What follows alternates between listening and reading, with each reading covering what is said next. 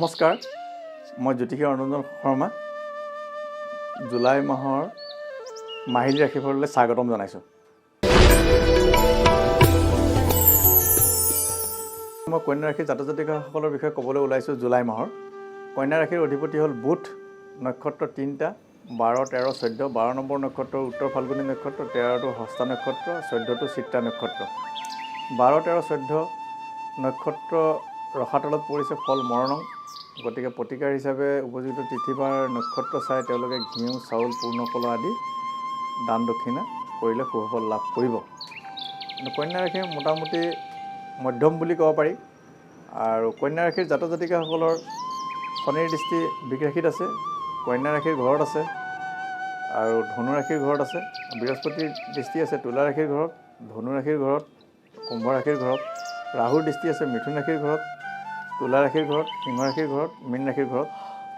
আৰু মঙ্গলৰ দৃষ্টি আছে মিথুনৰ ঘৰত, কন্যাৰ ঘৰত, তুলাৰ ঘৰত, কৰ্কট ৰাশিৰ ঘৰত আৰু বৃশ্চিক ৰাশিৰ ঘৰত। কন্যা ৰাশিৰ জাতক জাতিকাসকলৰ স্বাস্থ্যৰ কিছু ক্ষতি হ'ব পাৰে, সাৱধানে চলা উচিত। এই ৰাশিৰ জাতক জাতিকাসকলৰ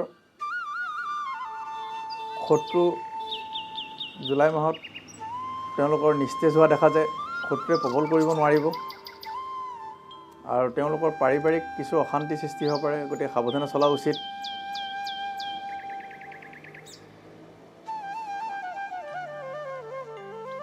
আৰু তেওঁলোকৰ কামত কিছু আগ্ৰাসী ৰূপত দেখা যায়। তেওঁলোকৰ কৰ্ম খুব ভাল দেখা যায়, কৰ্মস্থানটো তেওঁলোকৰ খুবেই ভাল আৰু নতুন কৰ্ম তেওঁলোকে পোৱাৰ অন্বেষণত আগবাঢ়িব পাৰে। একাদশত বৃহস্পতিৰ অৱস্থান কৰি ভাল ফল লাভ কৰিছে ধন উপাৰ্জনৰ ক্ষেত্ৰত।